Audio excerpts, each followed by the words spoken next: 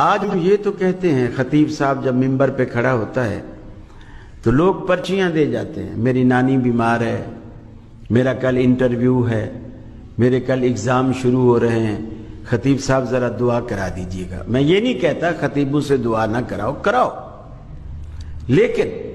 پورے حدیث کے ذخیرے میں ایک روایت بھی ایسی نہیں ملتی کہ امام مسجد کی یا خطیب مسجد کی دعا اللہ رد نہیں کرتا، ایک روایت بھی نہیں ہے۔ لیکن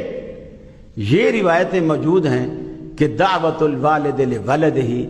والد کی دعا اولاد کے حق میں اللہ رد نہیں کرتا۔ تو آپ مولوی کو تو پرچی دیتے ہو،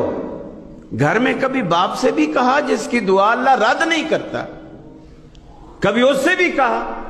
اور ماں باپ کو تو کہنے کی ضرورت بھی نہیں، پرچی بھی لکھنے کی ضرورت نہیں ہے، صرف ماں باپ سے بنا کے رکھے، ساری زندگی دعائیں ملیں گی، صرف بنا کے رکھے، ساری زندگی دعائیں ملیں گی۔ اور پھر آسان طریقہ، یہ جو بوڑھے ماں باپ ہوتے ہیں نا، آپ کے گھر میں یہ دعاؤں کی دو فیکٹریاں دعاؤں کی، جیسے آپ کپڑے کی فیکٹری، صابن کی فیکٹری، مختلف فیکٹریاں لگاتے ہو نا، یہ بوڑھے ماں باپ واللہ یہ گھر میں دعاؤں کی دو فیکٹریاں ہیں۔ امام ابن سیرین رحمۃ اللہ علیہ کی والدہ فوت ہوئی، دھاڑے مار مار کے رونے لگے۔ کسی نے کہا امام صاحب آپ اتنے بڑے عالم ہو، بزرگ ہو، آپ ہمیں صبر کی تلقین کرتے ہو، خود دھاڑے مار مار کے رو رہے۔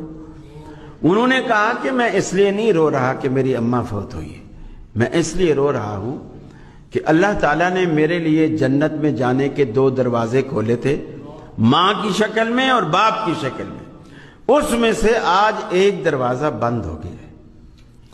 یہ جس دن ان کی آنکھیں بند ہوتی ہیں نا، پیچھے آپ کو دعائیں دینے والا کوئی نہیں ہوتا، سب حسد کرتے ہیں، آپ کی ترقی سے لوگ جیلس ہوتے ہیں۔ ماں باپ واحد ہستی ہیں جو آپ کی ترقی کو اپنی ترقی سمجھتے ہیں،